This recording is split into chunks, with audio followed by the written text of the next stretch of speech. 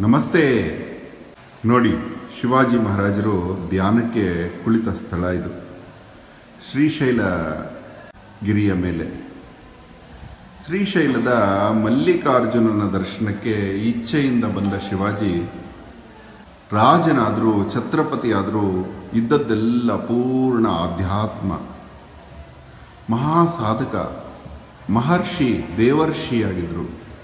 ಆತ ಆ ನಿರಾಸಕ್ತಿ ಅನಾಸಕ್ತಿಯಿಂದಲೇ ಕರ್ತವ್ಯ ನಿಷ್ಠೆಗೆ ಬಿದ್ದು ರಾಜನಾಗಬೇಕಾದ ಪರಿಸ್ಥಿತಿ ಬಂತು. ಧರ್ಮ ಸಂಸ್ಥಾಪನಾರ್ಥಾಯ ಸಂಭವಾಮಿ ಯುಗೆ ಯುಗೆ ಕ್ರಿಯಾ ಸಿದ್ಧಿ ಸತ್ವೇ ಭವತಿ ಮಹತಾನ್ನೋಪಕರಣೆ ಅಂತ ಮತ್ತೆ ಧರ್ಮದ ಉದ್ಧಾರಕ್ಕಾಗಿ ಹುಟ್ಟಿ ಬರುವಂತಹ ಮಹಾಪುರುಷರ ಸಾಲಿನಲ್ಲಿ ಸೇರಿದರು ಶಿವಾಜಿ ಮಹಾರಾಜರು. ನೋಡಿ, ತಾನು ತೊಟ್ಟ ಕಿರೀಟ ಶಸ್ತ್ರಗಳನ್ನು ಪಕ್ಕಕ್ಕಿಟ್ಟು ಎಷ್ಟು ಚಂದ ಧ್ಯಾನಕ್ಕೆ ಕುಳಿತಿದ್ದಾರೆ ಶಿವಾಜಿ ಮಹಾರಾಜರು. ಇದು ಅವರನ್ನು ಅಧ್ಯಯನ ಮಾಡಿ, ಅವರ ರೂಪ ಲಕ್ಷಣಗಳನ್ನು ಅಧ್ಯಯನ ಮಾಡಿರುವಂತಹ ಮೂರ್ತಿ. ಇದೇ ಬಣ್ಣ ಇದ್ದಿದ್ದು ಶಿವಾಜಿ ಮಹಾರಾಜರು, ಇದೇ ಪರ್ಸನಾಲಿಟಿ, ಇದೇ ಕಟ್ಟುಮಸ್ತಾದ ಕಾಯಕ. ಬಸವಣ್ಣನವ್ರ ಥರನೇ ಕಾಣ್ತಾರೆ. ನಿಷ್ಕಲ್ಮಶ ಮನಸ್ಸಿನವ, ಬ್ರಾಹ್ಮಣರಿಗಿಂತ ಶ್ರೇಷ್ಠವಾದ ಬ್ರಾಹ್ಮಣ, ಕ್ಷತ್ರಿಯರಲ್ಲಿ ಉತ್ತಮವಾದ ಕ್ಷತ್ರಿಯ, ವೈಶ್ಯರಿಗಿಂತ ಶ್ರೇಷ್ಠವಾದಂತಹ ವ್ಯಾಪಾರಿ, ಶೂದ್ರರಿಗಿಂತ ಶ್ರೇಷ್ಠವಾದಂತಹ ಮಹಾಶೂದ್ರ, ಶೂಯದ್ರವತಿ ಅಂತ 4 ವರ್ಣಗಳಲ್ಲಿ ಅತ್ಯಂತ ಶ್ರೇಷ್ಠ ವರ್ಣ ಅಂದರೆ ನೀವೆಲ್ಲ ತಿಳಿದಂಗೆ ಬ್ರಾಹ್ಮಣ ಅಲ್ಲ, ಶೂದ್ರ. ಆ ಮಹಾಶೂದ್ರ ಶೂಯದ್ರವತಿಯಾಗಿದ್ದರು ಶಿವಾಜಿ ಮಹಾರಾಜರು. ಅಂದರೆ ಎಲ್ಲರಿಗೂ ಉಪಕಾರ ಮಾಡುವಂತಹ ಸಾಧಕರನ್ನು ಶೂಯದ್ರವತಿ ಅಂತಾರೆ. ಅದನ್ನು ಶೂದ್ರ ಅಂತ ಶಾರ್ಟ್ ಫಾರ್ಮಲ್ಲಿ ಕರೆಯೋದು. ಆ ರೀತಿ ಮಹಾ ಮನುಷ್ಯ ಮರೀಚಿಯಾಗಿದ್ದರು ಶಿವಾಜಿ ಮಹಾರಾಜರು. ಆತ 1 ತಿಂಗಳು ಧ್ಯಾನಕ್ಕೆ ಕುಳಿತಂತಹ ಈ ಕ್ಷೇತ್ರ ಇವತ್ತಿಗೂ ಧ್ಯಾನಮಯವಾಗಿದೆ. ಮತ್ತೆ ನಾವು ಕೂಡ ಧ್ಯಾನಕ್ಕೆ ಹೋಗ್ಬಿಡ್ತೀವಿ. ಭವಾನಿ ದೇವಿಯನ್ನು ಪ್ರತಿಷ್ಠೆ ಮಾಡಿದ್ದಾರೆ ಹಿಂದೆ. ನೋಡಿ ಎಷ್ಟು ಚಂದ ಇದೆ ಶಿವಾಜಿ ಮಹಾರಾಜರ ಮೂರ್ತಿ.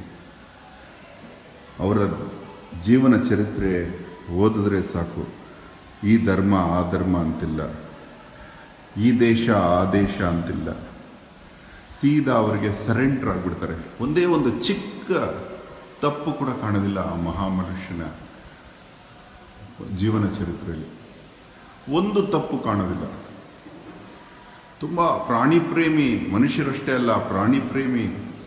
ಒಂದ್ಸಲ ತಂದೆನ ಇಂಪ್ರೆಸ್ ಮಾಡಬೇಕು ಅಂತ ಮಗ ಒಂದು ಹುಲಿಯನ್ನು ಕೊಂದು ತಾನೇ ಅದು ತಂದೆಗೆ ಹೇಳೋದು ಹೆಂಗೆ ಅಂತ ಗೊತ್ತಿಲ್ಲದೆ ತಂದೆ ಶಿವಾಜಿ ಮಹಾರಾಜರು ಮೆಟ್ಟಿಲು ಹತ್ತಿ ಬರಬೇಕಾದ್ರೆ ರಾಯಗಢದ ಮೆಟ್ಟಿಲ ಮೇಲೆ ಆ ಹುಲಿಯ ಚರ್ಮ ಮತ್ತು ತಲೆಯನ್ನು ಇಟ್ಟಿರ್ತಾನೆ.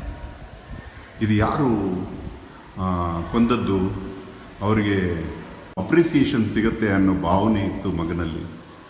ಆದರೆ ಶಿವಾಜಿ ಮಹಾರಾಜರು ಮೊದಲು ಹೇಳಿದ್ದು, ಯಾರು ಈ ಅಚಾತುರ್ಯ ಮಾಡಿದ್ದು, ಯಾರು ಹುಲಿಯನ್ನು ಕೊಂದದ್ದು. ಈ ಜ್ಞಾನದ ಮಾತುಗಳು ಆ ಕಾಲದಲ್ಲಿ.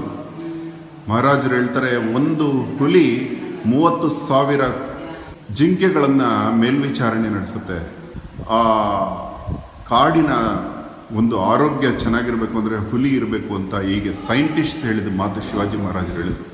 ಮಗ ತಪ್ಪೊಪ್ಕೊಳ್ತಾನೆ. ಅದು ಶಿವಾಜಿ ಮಹಾರಾಜರು. ಹೆಜ್ಜೆ ಹೆಜ್ಜೆಗೂ ಪವರು. ಹೀಗೆ ಬದುಕಬೇಕು ನಾವು. ಇಂತಹ ಮಹಾಪುರುಷರು ಹುಟ್ಟಿರೋ ದೇಶದಲ್ಲಿ ನಾವು ಹುಟ್ಟಿದ್ದೀವಿ. ಸಾರ್ಥಕವಾದ ಬದುಕೋಣ. ಇಂಥ ಕ್ಷೇತ್ರಗಳಲ್ಲಿ ಬಂದು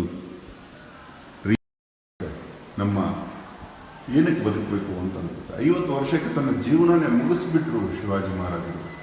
120 ವರ್ಷಕ್ಕೋಸ್ಕರ ಕಳುಹಿಸಲಾಗಿತ್ತು ದೇವರವ್ರನ್ನ. ತಾನು ಟಕ್ಕದ 50 ವರ್ಷಕ್ಕೆ ಮುಗಿಸ್ಬಿಟ್ಟು ಮತ್ತೆ ದೇವರ ಹತ್ರ ಹೋಗಿ ಸೇರಿಕೊಂಡ್ರು. ನಾವು 50 ವರ್ಷ ಆದರೂ ಆರಂಭ ಆಗಿಲ್ಲ ಈ ಅಹೋರಾತ್ರನಿಗೆ ಜೀವನ. ಏನಿದು ನಮ್ಮ ಜೀವನ ತೃಣ ಮಾತ್ರ ಅಂತ ಅನಿಸುತ್ತೆ ಇಂಥ ಮಹಾಪುರುಷರ ಮುಂದೆ ಹೋದಾಗ. ಇದೊಂದು ತೃಣ, ಇದೊಂದು ಯೂಸ್ಲೆಸ್ ಅನ್ನಿಸ್ಬಿಡುತ್ತೆ ಇಂಥ ಮಹಾಪುರುಷರು. ಸಾರ್ಥಕವಾದ ಬದುಕು ಶಿವಾಜಿ ಮಹಾರಾಜರದು. ಧನ್ಯವಾದ ಗೆಳೆಯರೆ. Thank you very much.